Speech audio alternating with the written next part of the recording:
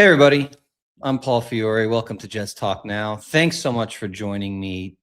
I apologize for being away for a bit. I'll explain that a little bit today. But please click like and subscribe. We are almost at 1,500 subscribers, and I really can't thank you guys enough for all the support and engagement, both on the YouTube channel and even TikTok. And of course on X, where we have lots of healthy discussion and debate about our beloved New York Jets and the challenges they present as a fan. Today, I wanted to talk a bit about, the off-season circus, whatever you want to call it, that's been going on up to this point. And where we sit on the coaching kind of front. There was some additional news today. I'm recording today. It's Tuesday evening, February 3rd. I'm assuming news can break any moment on the Jets OC hire. But as of this moment, when we started recording, there was nothing new to report. There was a bit of noise today, thanks to WFAN and Sean Marash, who he and I have kind of gone back and forth a bit today on X regarding what he reported about the Jets as fact, and I want to talk a little bit about that. Just we can kind of watch as we get ready for the Super Bowl in Seattle, New England, and what that will look like. Tomorrow, I actually have a guest coming on that I'll be filming tomorrow evening. And I look forward to having Frankie V on from U Stadium. We'll talk all things Jets. I want to get his perspective on the Senior Bowl and the Jets draft picks, what he thinks about QB, Aaron Glenn, and a bunch of different topics. I think Frankie and I have had many enjoyable discussions over the past year. Sometimes we agree and sometimes we disagree vehemently, so it should be a fun discussion. I've been gone for about 5 days because I've been in the middle of a move. We moved homes, so that's why you see a pretty blank screen behind me right now. We are in box hell, as you would say. There are boxes packed on top of boxes. I do have some Jets paraphernalia behind me. I do plan on making things a little bit nicer in the background. So I apologize if I look like a hostage in a hostage video right now. Also filming at night. Lighting in this room isn't amazing, so I'm gonna have to figure that out. I kind of have a light over here that's kind of borderline in my face. But anyway, today with the Jets, they brought Frank Reich in for his in-person interview. And, they had previously brought in Greg Roman and Darrell Bevell yesterday. And, I think it's interesting because the Jets are certainly not leaky at all right now when it comes to any of this stuff. They don't talk. And they make it a point to tell agents, at least agents who are willing to listen, and the candidates to not talk. So you don't really hear much on these three guys. The most you hear is about Frank Reich, and I think that's probably because of Boomer Esiason and that relationship. But, you hear from the writers, the beat, and, I know there's a lot of controversy around the beat I want to touch on a little bit, that they believe Frank Reich is the lead dog in this race. And he's been the lead dog now for a little over, I think, a week and a half, since Connor Hughes, I think, was the first one to report that Reich was someone they were very interested in. Frank Reich is an interesting candidate from the perspective of he's got this very long resume. He's been a head coach. He's very well respected in the league. He's also on the older side. I mean, I think he's 64. Recently being, an advisor in Stanford, trying to help get that program back on track. Flamed out miserably with Bryce Young in Carolina. Didn't make it through the season. How much we want to blame him for that as the head coach. I mean, ultimately, the head coach bears the responsibility, but Carolina has not been a model franchise, much like the Jets. So, and as you can see from previous Jets coaches, they get second chances. Reich had a lot of success in various locations. In Indy, he had some really good offenses. And he went through quarterbacks. I mean, he went there with Luck, and Luck retired on him kind of prematurely. And he had Phillip Rivers, and he had Jacoby Brissett. So he's had his fair share of quarterbacks. What I do like about Frank Reich is he's an adult in the room, right? He probably can build a respectable staff in general. He's well liked in the league. I think because he's well liked and respected, we'll have a professional coaching staff, even though it's February 3rd and right now our coaching staff is in disarray. I do think if you're going to pivot this late in the game, getting someone like Reich, while a bit older and maybe not that innovative anymore, I do think in the grand scheme of what is available to you, he would be a very good hire. Now, he may not be the hire, but if you listen to Boomer Esiason, and I listened to Boomer and Gio earlier today, Boomer is essentially intimating that the job is Reich's. I mean, he's basically saying we expect an announcement from the Jets in 24 to 48 hours. Then we find out later that Boomer is going to dinner with Frank in Florham Park. And, just again, reading the tea leaves on this, it seems very likely that he becomes the OC. Now, what's not sure, what I'm unsure about, and I think most of Jet fans are unsure about, is there a world where Darrell Bevell and Greg Roman are part of his staff? I don't know if there's a relationship there or not. There could be. And, what's interesting is if you look at each of those guys, their strengths lie in specific parts of the offense, right? Darrell Bevell, passing game coordinator, would make a lot of sense. QB coach, maybe passing game coordinator would make a lot of sense. Greg Roman is known for his rushing attack. Making him the run game coordinator would make sense. And so if you come away, and I don't know how you do it, I mean, it would be interesting if they could pull it off. But if it's Greg Roman, Darrell Bevell, and Frank Reich as your lead dog in that offensive staff, it's probably the best offensive staff you could absolutely hope for, filling out the position coaches that Glenn could put together. And if the Jets had an actual quarterback, you might feel like this could be something that would work, offensively. And I have no idea what their plan is at QB, and everyone speculates. There's so much of it. It's going to get noisier before the solution happens, because we're only in early February. They have to go through free agency and the draft.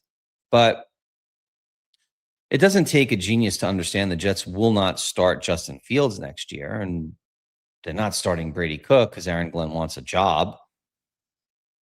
So there's these speculations on what would happen. Well, Frank Reich gets OC job. His greatest success is with kind of bigger pocket passer type quarterbacks. So a lot of speculation has been around Kyler Murray, but is Kyler Murray a fit for a Frank Reich led offense? Well, I mean, with Bryce Young, it was a fiasco. It was bad. So, Kyler Murray is a much better version. Well, was a much better version of Bryce Young. Bryce Young's getting better as time's going by, but I don't know how that's a fit.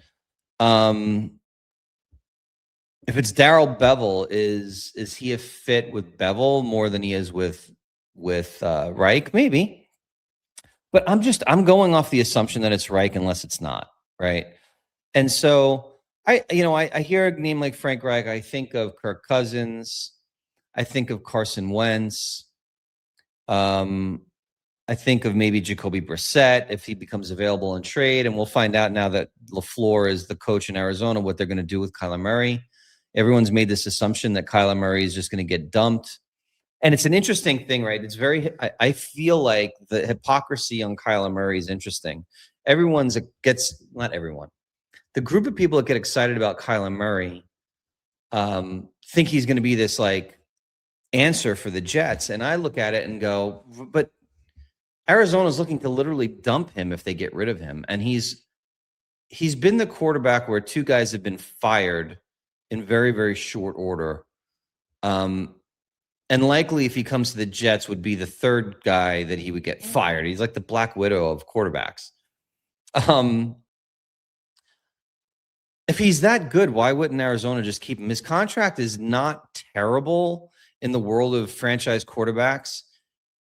And if you pull one more year on it, and he actually plays well, I think it's reasonable. So, we don't know what LaFleur thinks, right? LaFleur was, Zach Wilson's OC. And, Zach and Kyler, both mobile quarterbacks, a lot of outside the pocket play, rollouts, RPO. I mean, like, I can see a world where LaFleur's like, you know what? I'd rather run my offense through Murray over Brissett, and then Brissett becomes available in a trade. I think there's a world where I actually think that's more likely than Kyler Murray. I do. I also am wishing for it more than Kyler Murray. I'd rather have Brissett than Kyler Murray. I'd rather not take on a big contract. I'd rather not have false hope with a guy that I believe is undersized, often injured, and questionable in his work ethic. And I'd rather that be LaFleur's problem than the Jets' problem, truthfully. I don't know how much he loves the game. I just don't. I'm very down on Kyler Murray in general. So I'd rather him wind up staying in Arizona. Kirk Cousins will be interesting. There was a report that he's likely to be released now. I've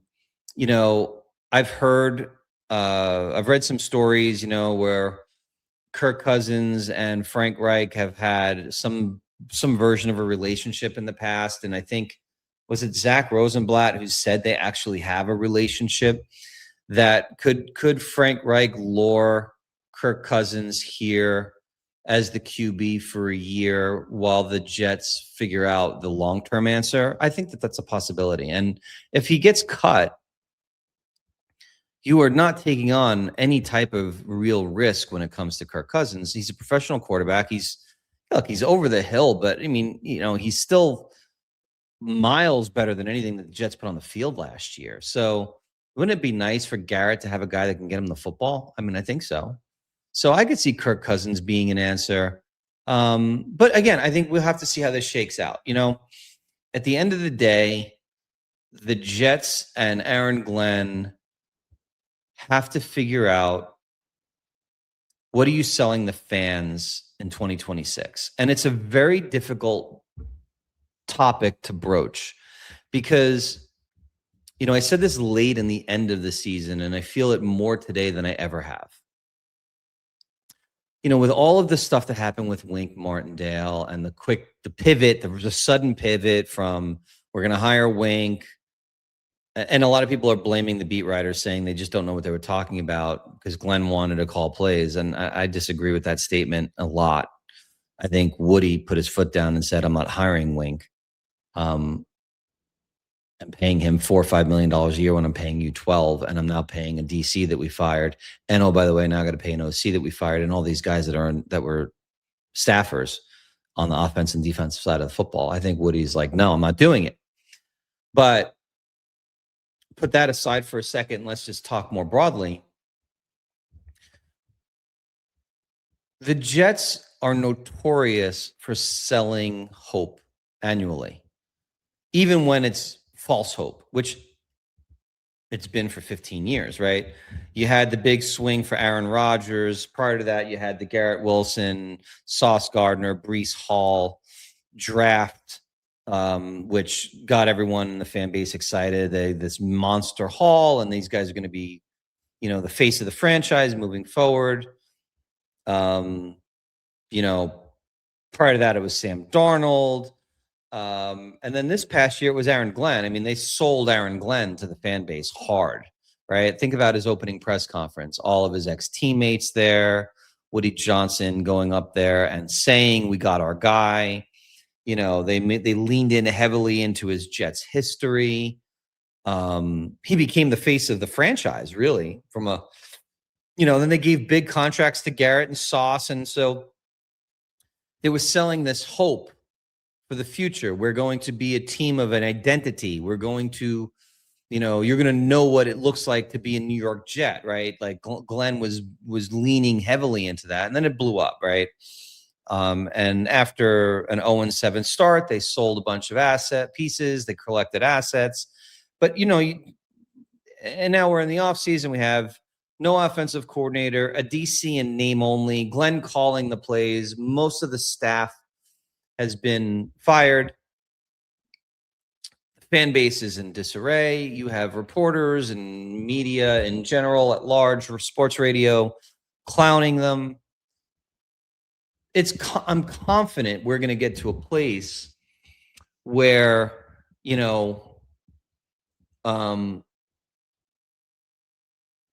Woody's going to try to figure out a way to sell the fan base. 2026 is not all lost.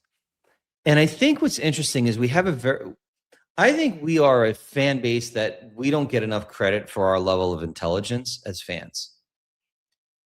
The vast majority of fans that I know and I engage with on X and here acknowledge the Jets are very, very far away from being a competitive team for a playoff spot. And most just want a competent football team and a team that's not always in the news for all the wrong reasons. Which really, when you come to think of it, shouldn't be that difficult. But when you have an owner like Woody Johnson and the historical track record of this team, it's very difficult to have a normal franchise or a normal season. So I think most fans going into 2026 are expecting a real shit show. They're expecting a really bad year. I mean, look at the schedule. It's terrible. The teams they play are going to be very difficult. The road games, I don't know. I think they're going to win one game on the road. I mean, I don't know. So what false hope would Woody sell? Well, I mean, I guess he could try to make a big swing and try to get the Raiders to trade that first pick. I don't see it.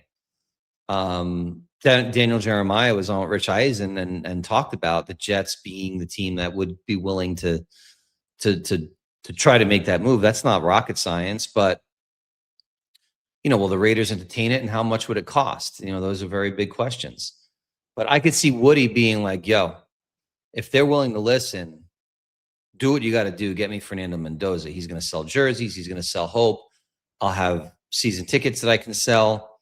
He's the savior. And that's the Jets operating that way has historically been a bad idea, right? You don't want a young kid coming in and being the savior. I think that the Jets have counted on quarterback saviors for way too long. He needs to be a part and a piece of the puzzle and ultimately be the guy that wins you games long term. But in his first season, he's a rookie. I think 75-80% of the fan base is out on Aaron Glenn. And so now you're Aaron Glenn and you're in a position where you need to win games and show improvement to keep your job. And you don't have a quarterback and your roster is And so you may be aligned with Woody in that way and go, I need to win some games. I need to win 7 or 8 games. The risk here is, what is the cost to win those 7 or 8 games? And I'm 51 years old. I'm tired of losing, but do I want a 7-win season with Kyler Murray as my quarterback, giving up draft capital if I have to go get him, to then have the 14th pick in the draft next year or the 12th pick in the draft next year and hope that a quarterback falls to me, that I can have some hope moving forward because Kyler is clearly just a bridge? Do I, as a diehard fan who's always rooted for wins, 2025 was the first year that I went, once they got to 0-5 or 0-6, I was like, screw it, just lose every game, get me a quarterback. So I was my first year I went in all on a tank, and it nets us the 2nd pick in a draft of only one quarterback. It's like, I don't want them reaching for Ty Simpson at 16. I don't want them reaching for Garrett Nussmeier at 33 or 44. Like, those are the types of things desperate franchises do to try to sell tickets under the pretense of false hope. And so unless the Jets can get a Fernando Mendoza at a price that is not insane, I don't see a world where you're getting your quarterback this year. I don't. And my fear is the Jets will try. And they will go get somebody to make them a 6-win or a 7-win team, potentially. Aaron Glenn saves his job, and we still have no answer at quarterback. And it's so frustrating as a fan, because what do? Rooting for a team to improve is so different when you have the franchise quarterback. Like, let's give you an example. Drake May. Easy example. Patriots were god awful in 2025, right? 2024 into 2025 season. They get Vrabel. If they would have won 8 games this year, you would be, okay, we've got him, we've improved. We're on the right path. We have our franchise quarterback. That's so different than the Jets going from a 3-win fiasco to a 6-win, it won't be a fiasco, 6-7 win blah team that showed some improvement, but still has no answer at quarterback. I mean, it literally is the rehash of the Robert Saleh years. His first season, they won 4 games. They were awful, right? They had Zach, so he didn't prove he was a franchise quarterback after year 1. Like, all right, well, maybe year 2 he'll progress. And year 2 they win 7 games, but they were what, 7-4, 6-3, 7-4. Zach got benched. Mike White got hurt. I mean, all kinds of guys played quarterback. You ended year 2 7-10, and then you go into year 3 and you take a big swing at Aaron Rodgers, and he blows his Achilles. So, hindsight being 2020, the Jets then made this big mistake going for the big quarterback swing because the team wasn't complete. And now they're set back how many years, because they're in a position now where they have a barren roster, they have no quarterback, and questionable as who's the head coach, if he's capable. So what do you do now? And again, this is the fear. Woody Johnson is not going to not want to sell tickets. Woody Johnson is not going to continue to just watch this thing flounder. He's going to come up with something, and it's likely not good. Because when was the last time Woody did something good? So as a fan, as a real true fan who wants to win, I am so torn on what I want to see happen next year. Like, I don't have a young quarterback on the roster right now that I could say maybe he becomes the franchise guy, and I'm excited. I mean, I guess I could say if the Jets wind up drafting Ty Simpson at 33, he's going to be gone before 33. But if they drafted him at 33, I'd be okay with it. And if he showed signs and like maybe he looked good, that made me feel good about the year. But I'm assuming they're going to get some like veteran retread and look better than they looked this past year, and maybe win too many games and stay in QB purgatory. And so I have a viscerally negative reaction to that, where I sit here and go, let the damn thing burn to the ground this year. Like, go 0-17. Be an absolute fiasco disaster. But, nobody who's running that franchise wants that to happen. And I get Aaron Glenn not wanting to have that happen. Listen, it's almost like in a perfect world, you'd want it to be, and it's not a perfect world because none of it, a lot of us question this, but there's like this level of honesty where you look at it and you go, we're not going to be good enough to be in the playoffs. We're going to be likely terrible. We can band-aid our way through quarterback and be not terrible enough to get the guy. Screw it. Let's do the double tank. And let's be real with our fans. This would never happen. But imagine if this did. We go draft a bunch of talented guys that are non-quarterbacks this year, right? You get, I don't know, an Arvil Reese, a Bailey, a Bain, one of those guys at 2, Mekhi Lemon at 16. You get a ball hawk safety at 33, things like that, right? And you show progress, and you go and you just say, look, we're going to play hard. We're going to show progress. It may not show up in the win column. We know this is a multi-year build. Aaron Glenn's our coach. and you put zero expectations on wins to the fans, and essentially you're telling everybody we're kicking the can down the road to 2027. I hate to say this, but I actually think in my psychological view of this, most fans would be, aside from the Glenn piece, because he's so polarizing as a coach, which is just unfortunate. But if you took the heat off of him and said, look, this team's not going to be ready to compete next year for anything other than just getting better. We want to see players improve, but we're going to go get our quarterback in the 2027 draft.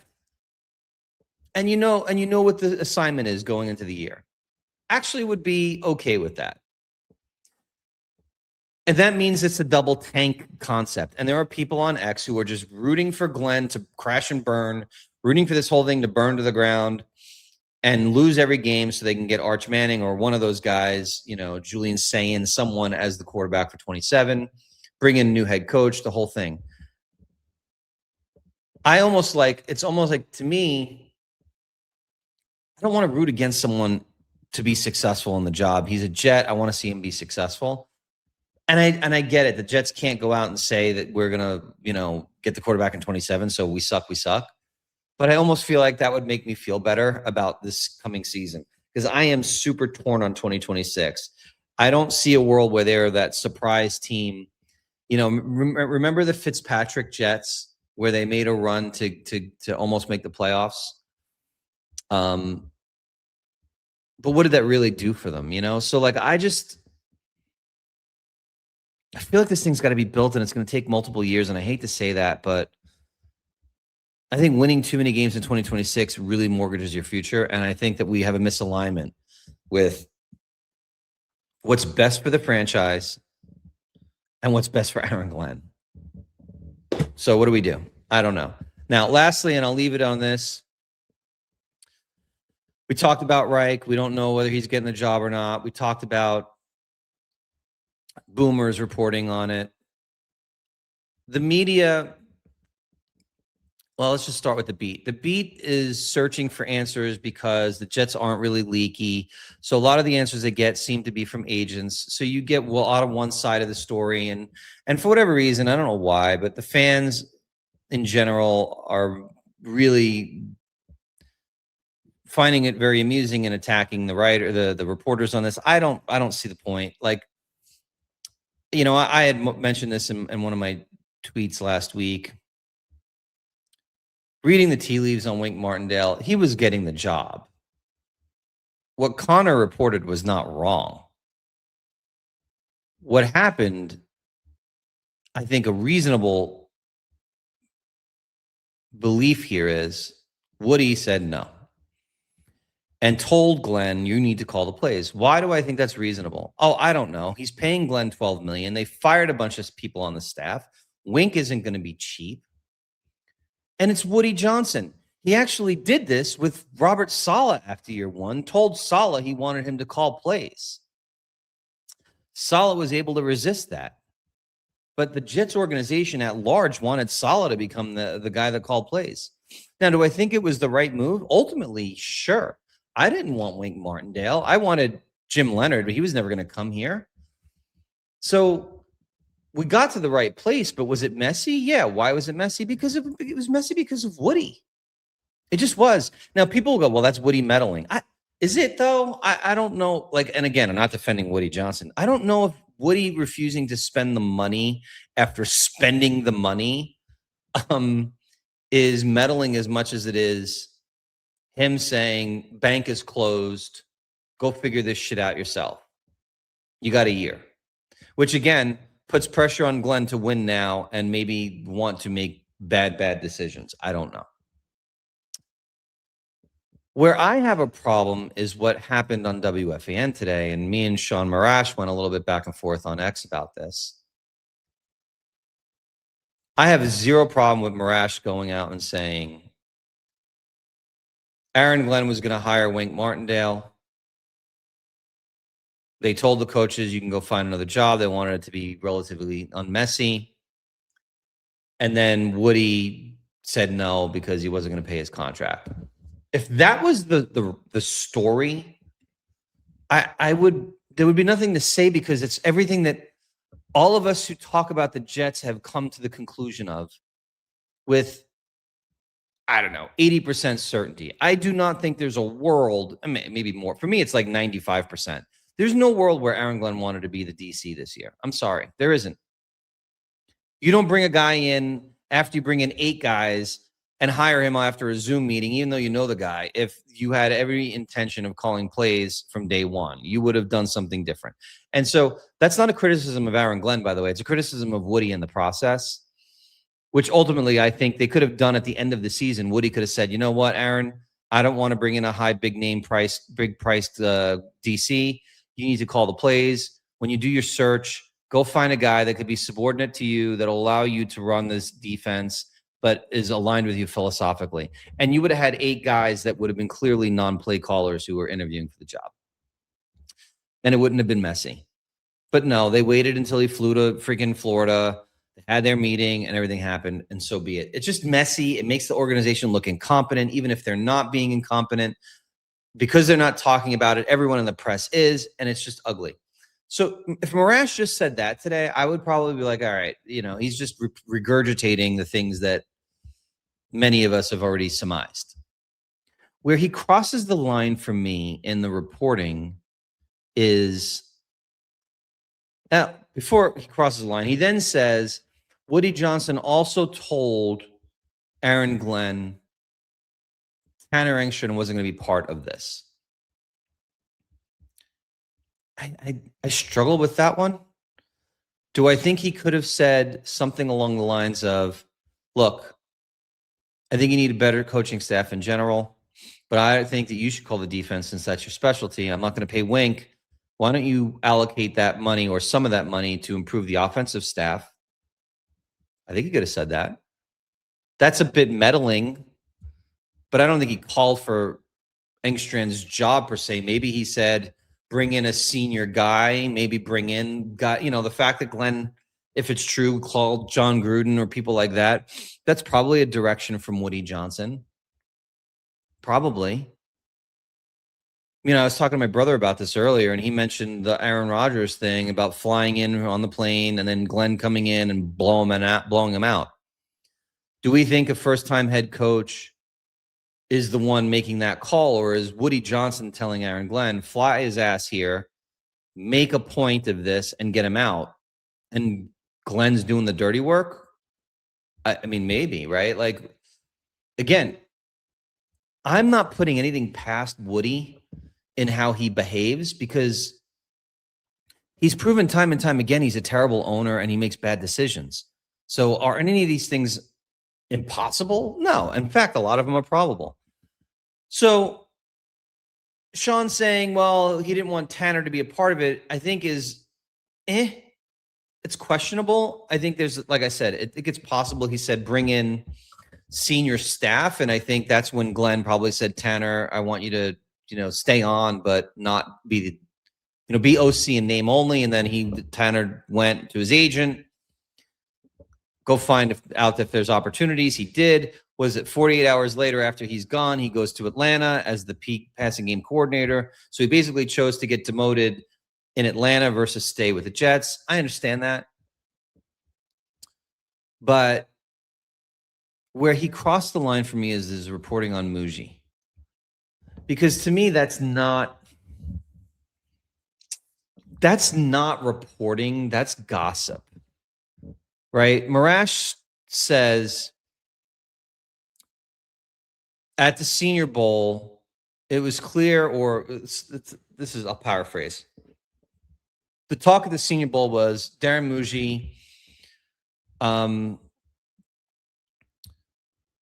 finds this to be a very difficult job, that working for the owner is difficult, and this does not encourage people to come work in New York. I mean, even if he heard that speculation, that is just gossip and puts this man in a very bad light, who's the GM of this team, who so far actually has done an okay job with many of his moves. All I've heard from Muji is positivity. I've heard from Muji, we have a plan, we're going forward. And I like what he's done to this extent. When you put out there that this guy is trashing his owner and the organization, acknowledging it's ridiculous to other people, and it's the being talked about at the Senior Bowl, how come Sean Marash is the guy reporting that and no one else? Marash is not a beat reporter. Maybe he's talking to people who are telling him stuff, but like, you need to trust and verify and re-verify that information before you go out on air irresponsibly and essentially say this guy's trying to torpedo his career. Because and you're going to say, well, he's not trying to torpedo his career because he's trying to do a good job. No, you said that he doesn't believe that people should come work here. That is the definition of torpedoing your career, if that was true. And you don't know that to be true. You did not reach out to Muji for comment. Like, if you're a reporter and you hear something that inflammatory, you would call the Jets and Darren Muji and say, hey, this was relayed to me that Muji's going around talking to people about the job being a bad job. And it's not a place to come work. Do you have any comment? He didn't do that. He just went on air irresponsibly and reported it. And I'm bothered by the fact that no one pushed back on the station. Tiki, Evan, no one pushed back. It's just, again, you could hate Woody Johnson. You can say he's an idiot. You can blame him for everything. And I agree with it. But no different than if you heard from some birdie, Aaron Glenn's going around complaining to everybody about his situation, to go out and just say it without really knowing it. I just think that that's clickbait. I think it's a way to, suck people like me into the conversation, the fans. And I just think it's poor. It's a poor look, and I disagree with it wholeheartedly. So I do believe Woody said no to Wink. I do believe Woody said bring in some senior offensive people. I think the Muji thing is outrageous and irresponsibly talked about personally. And I'll be honest, up to this point, we'll see how the draft goes in free agency. If Glenn falls flat on his face in year 2, but Muji does a nice job with talent acquisition, I have no problem with Glenn being the guy let go and Muji getting to choose his head coach. And reports like what Marash did only hurts that man's reputation. So be better, I guess, is what I would say to the media in general when it comes to, especially sports talk radio. It's become very, very frustrating as a fan to listen to. So anyway, guys, I went a little bit long, but it's been a while, so I wanted to kind of get some stuff off my chest. Glad to be back. I'll get more on a regular schedule tomorrow night. I will be recording with Frankie from U Stadium, Frankie V. You've probably seen him on Jake's show many a times. He also does his Gangs All Here podcast, New York Sports, New York Post with Brian Costello and Ryan Simpson. So I am excited to talk to Frankie. I think we have a lot to discuss, and it'll be interesting to see where we disagree and where we agree. And I want to hear his perspective on what he's hoping for 2026, because we used to call him Tanky V because of what he was looking at with this team and how he's desperate for a franchise quarterback too. So we align there. But I'll be curious what he thinks about 2026 moving forward now and what he's hoping for. So anyway, stay tuned for that. We'll record tomorrow. I'll probably post it on Thursday. Please click like and subscribe. Thanks again for tuning in, guys. Have a great night.